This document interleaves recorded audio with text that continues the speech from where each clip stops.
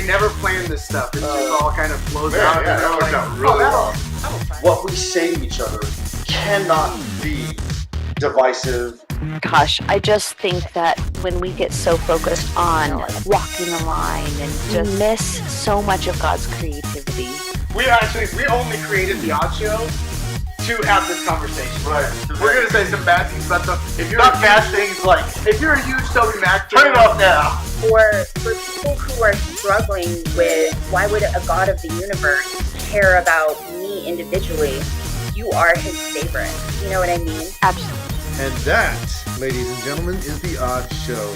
Let's get right into it. Here's your hosts, Bruce Bugano and Thomas Hogan. So what's up? So you said you're going to try yours without audio? No, Or video? well, without video, yeah. I already have the video turned off. That would make no sense without audio. Yeah. Actually, we just do a whole episode pantomime. Like charades. Yeah. We could call it the silent episode. The odd silence. The odd silence. What's up, man? I'm going to write a poem called The Odd Silence. Actually, I'm going to start right now. You should do that. I'm writing ideas down left and right. I took your advice, man. I really appreciate that. That was good. I think an easier way to do it would be like a short book of poetry, right? Yep. So I started that. I'm on Marco Polo. Did I send you an invite to Marco Polo? You sent me the link, and Okay. So what I've been and- doing with Marco Polo is just recording like short, like 5-minute. You know, I think one of them was like 13 minutes. I have Marco Polo, but I I've haven't. been recording- I don't know what you do with it. Oh, it's basically like texting only with video. It's like the exact same idea as texting. Like you get to it whenever you have, because I'm always doing something else. So when I'm trying to So reply to somebody, So can I see those videos that you do, or do you they're just for the person that you send them to? no. So I've been recording. So I'm in a group of just myself called Notes from the Edge, and I just record like 5-10 minute talks of me just saying whatever I think about a subject or a topic, right? I've been liking it. I've been doing that for about a week now. I have another, like, one of the guys I mentor down in Florida. He's kind of getting back into whatever God wants him to do, and he decided to quit his job. So I've been pushing him on this idea that, you know, your spirit matters. You've got to, you know, start like understand your soul and how your body and life works and all that stuff. And as I've been like breaking that down to him over the last, I don't know, 6-7 years, he's now starting to get it because he's like he's in his mid-20s. Right. And he's starting to take it a little bit more seriously than he did whenever he was 18 and came to me and asked me if I would disciple him. And so he's quitting his job. He put in his 2-week notice about a week ago. He bought a van. He's going to retrofit it to be with like a bunk in it, and he's going to drive across the country and learn how to sustainable farm. That's what he feels God's calling him to. Yeah, Okay. it's crazy. Fair enough. But that's how we communicate because he's in Florida, so he's like 2 hours ahead of me or 3 hours or whatever. He's like ahead of me, and he also works nights. So when he has free time, I'm not free, and whenever I have free time, he's not free. So that's how we communicate. And he'll send me like a 5-minute whatever. Sometimes like 3 minutes. He'll just ask a question. Like today, he sent me a thing and asked me what I thought about the Christian version of heaven and hell. And so I didn't have time to answer. I was in stupid Air Force training all day. I'm not stupid, but you know. No, it's dumb. No, I was in training all day, and so I didn't have a chance to talk to him. Right. So after work, I got off work at like late, like 5 o'clock, and on my way home, I just and then just started talking to him and just telling him my do me a favor. Turn off your video and see if that helps your audio because you're starting to lag and break up. Okay. All right, go ahead. So you sent him a video. Yeah. So I sent him like a short, I don't know, like 4-minute rant about kind of my view of heaven and hell, and that wasn't really a rant as much as it was just me saying I don't know where I land. Like, I don't think the Bible's clear enough on it for me to say definitively this is this and this is that. I do lean toward a very Louisian, you know, C.S. Lewis, George MacDonald, G.K. Chesterton version of heaven and hell, as opposed to like maybe a more mainstream Christianity version of heaven and hell. So that's just what- my personal opinion. So That's what? able to do. So what versus what? I mean, Like, so Lewis and McDonald are Right, like so- lean more so- towards a Catholic view with purgatory and right, like no, they're kinda no, more the way. not purgatory. Chesterton would be purgatory, not purgatory exactly. I believe that. What did I say? I said that I No, but I believe thought that McDonald hell was is.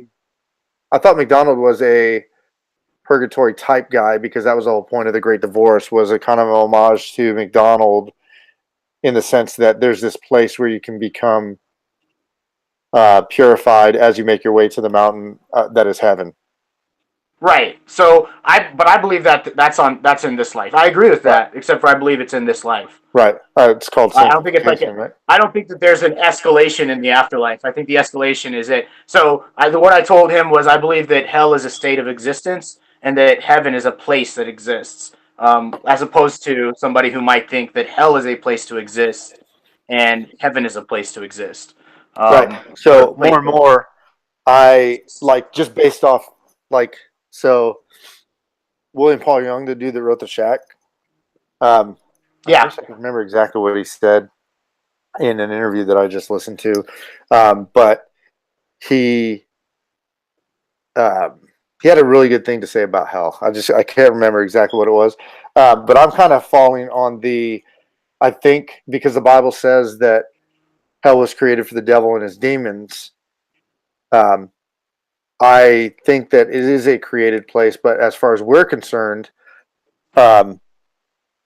that hell is probably a state of existence more than it is an actual place, and it's a matter of like annihilationism versus constant conscious torment type mentality, where like at the end, separation from God is our choice, and it leads to annihilation and utter destruction, and cease to even be a state of existing because you don't exist. If that makes sense. Right. No, I can see. I agree with that. I think that's probably somewhere close to where I land. I try to, like, I don't have a working definition. It's not something I've sat down and made to make sense. Right. I just know the way I look at it. Like, so when I was a kid, right, I was a young child, and I'm just formulating this as we speak. So it's not something I really thought through. Right. I'm still fully. working through it. But I say working through it, like I think that's what life is about. I think that's what the Christian ideal is about. You're working through it, and I feel like I look at like when I was a kid, right? And I was I wouldn't say I was cruel. People were cruel to me, right? And out of that came some level of cruelty from me, right? The way I treated other people, the way I treated situations. I justified. We stole baseball cards and candy and stuff, as little kids because I was dumb, but I justified it by I'm poor and other people have money, or other people have treated me bad, so that's why I'm being rough in this situation. And when I came to Christ at the age of 13, 14 years old, I put those things to death, like justifying stealing because I don't have as much money as other people, or being cruel because people were cruel to me. And I put those things to death, and as death being, in a sense, being destruction or hell, and not that those things can never live again in me. They possibly could, but I put them aside. I put them away. I put them to death, and I think that's what God does with the parts of you that are in open rebellion. He destroys them, or he kills them, or he purges them. Some might say he purgates them, and so those things that are in open rebellion to him and to righteousness and to your own good, to your own health, to your own future, those are the parts of you that he destroys, and the parts of you that learn to be obedient. Now, I can't say this across the board for every religion and every person that's ever lived, but those parts of you that are most Christ-like, those parts of you that are most conformed to the image of the Son of God, are the parts that escape death and go to eternity. And those parts that are not, I like the way Paul says it in Romans 7 when he says, "When I sin, it's not me myself only. It's not that he's not saying I don't do anything wrong. He's saying that sin inside of me has seized this opportunity to execute its will over me because I've given my will over to it. Right. And so it's not necessarily fully me. It is me in a sense, but it's not fully me. And I think that's whenever Paul breaks that down, especially when you get into the Hebrew or the Aramaic of that, like God's kind of breaking down this thing inside of you. He's separating basically, and sometimes I love evil over good, right? And so that love of that evil is actually the thing that's being destroyed, and I'm rebelling against. I'm frustrated with that. God's not giving me my own way and my own. He's not okay with the things I think are okay, and he's destroying that. At the same time, he's lifting my body up, and so Paul goes on to say, you know, I'm being destroyed on the inside, or I'm being destroyed on the outside. But on the inside, I'm being made into this image, right? This better thing, and I think that's my view of it. Like, Right. God's going to destroy this thing inside of me, even though it's me, it's a part of me. He's going to destroy that. It's like cancer. You know, cancer's you. Like, if you smoked for 30 years of Right. your life and you have cancer, put that cancer in you. Now, if I go in to remove that cancer and it hurts and I take a part of you with it, like, yeah, okay, that's what happened. Or maybe you didn't do anything to get cancer, you just got cancer. If I go in to destroy that cancer with radiation or to cut it out or whatever, I'm also destroying you, like a part of you with it. A part of you goes out with it. Yeah.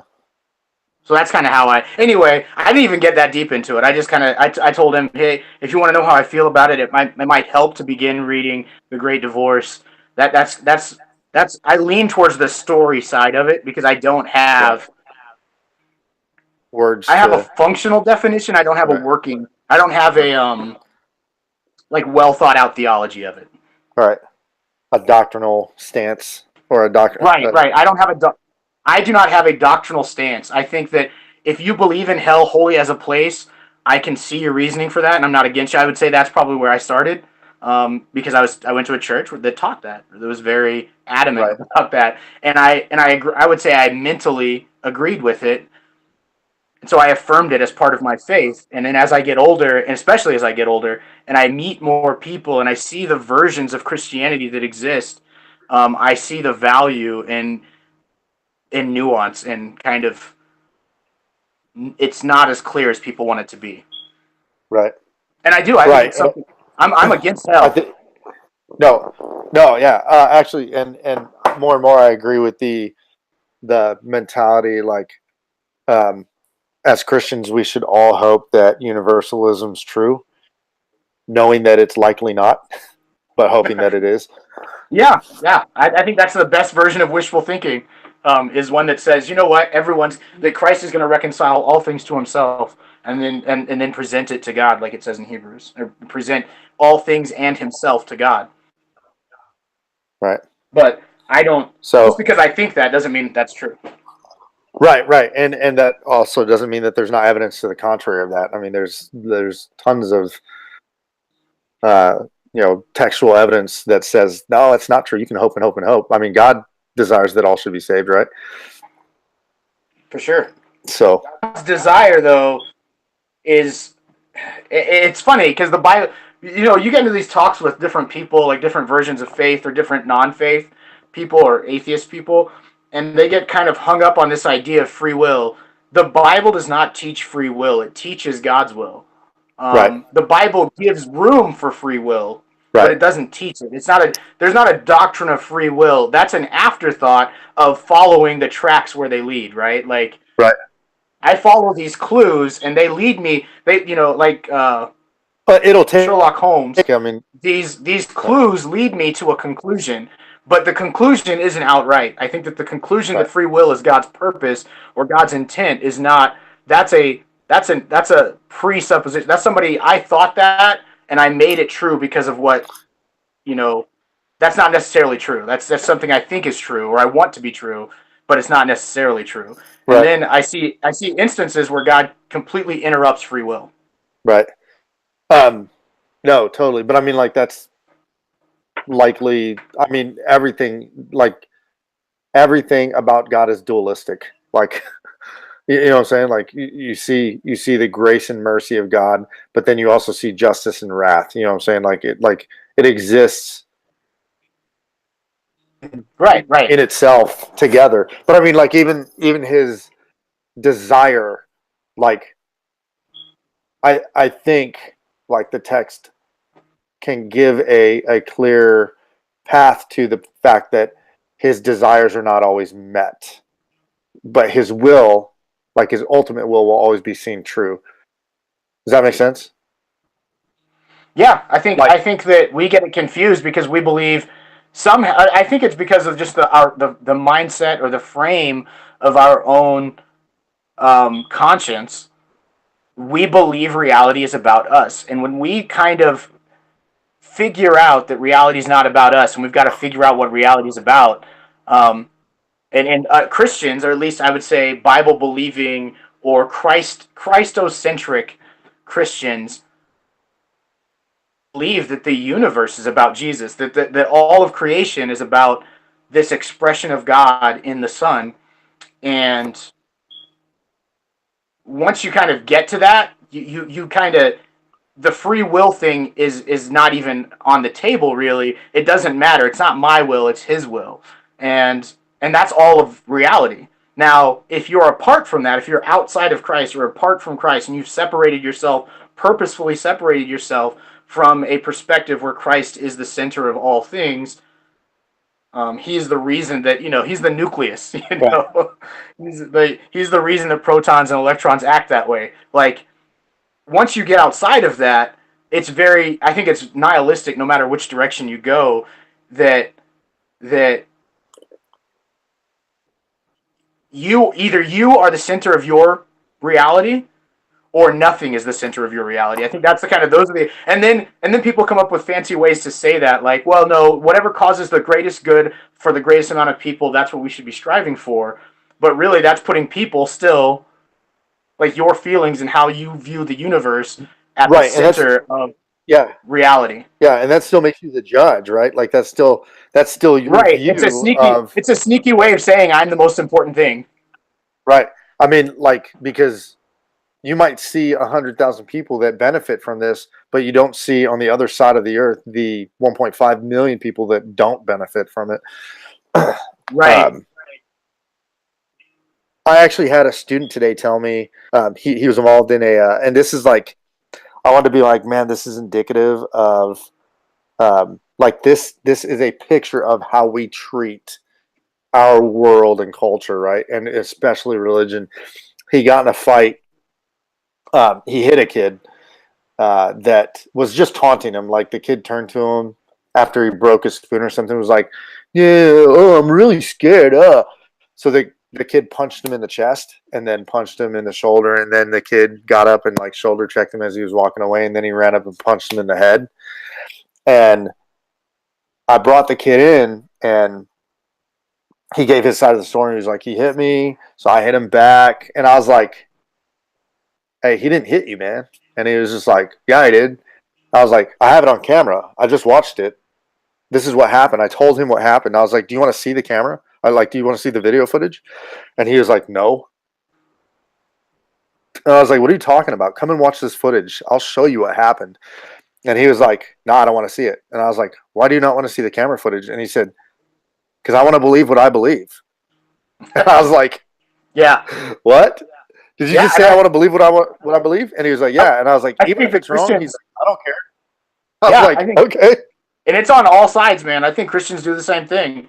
Right, yeah. Non-believers do it. Believers do it. You kind of put yourself in this corner where I have to believe what I believe, and I don't care I don't care about not just evidence. I don't care about the fact of reality. I don't care about truth as an essential thing. Like, as an existing thing, I don't care about truth. I care about my truth, which is really, I care about me. Or I care about a transcendent truth that says all of humanity, right? Like, do the most amount of good for the most amount of people. And that's like the right thing. Well, I would argue that probably the most good thing for the most amount of people is a theocracy where everyone does what is right because they're told to. Right. Well, I don't know if that's a true theocracy, but that's what people look at as theocracy. But that would actually stop people from doing the wrong thing. But then you take away free will and hope and perseverance and like the struggle making something better. Well, that's what's that? The legislation of morality. Like, can we legislate morality? Like, you want the best for the most people, legislate morality. But how far will that go? But that doesn't. But we do that in our own society, Sure. And our own society is jacked. Right. Like, we've tried to say, well, this is wrong and this is right, so do this thing. And if you don't do this thing, there will be some kind of punishment for it. But really, that just breeds a sneakier version of me doing the wrong thing. Like, Right. maybe I get an offshore account to do that or whatever, right? Right. Yeah. Uh, So anyway, that's the show. Whatever that was, it was meant to be the show. So, yeah. So that's it. All right. Stay on. Stay on. Thanks for checking out The Odd Show. You can follow Bruce on Twitter at BPags2 and Thomas at BlenderZen. Remember to rate and review us on iTunes and share us with your friends. Until next time, stay odd.